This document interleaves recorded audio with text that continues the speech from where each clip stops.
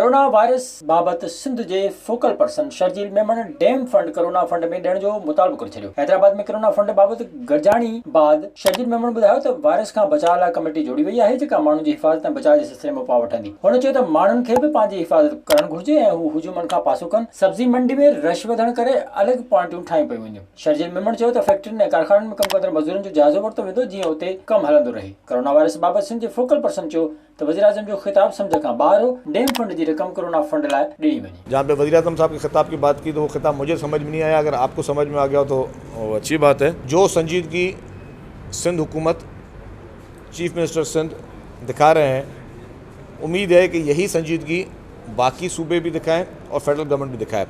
मैं तो वज़ीर आज़म साहब को मशवरा दूंगा कि जो डैम फंड के पैसे हैं वो कोरोना फंड में ट्रांसफ़र किए जाएँ। जो डैम फंड में पैसे पड़े हैं वो कोरोना की जो लड़ाई लड़ी जा रही है पूरी कौम की तरफ से उसमें की जाए ताकि लोगों को हम लोग ज़्यादा से ज़्यादा रिलीफ दे सकें। विजिट कयो अवामी आवाज़ मीडिया ग्रुप की वेबसाइट awamiawaz.pk।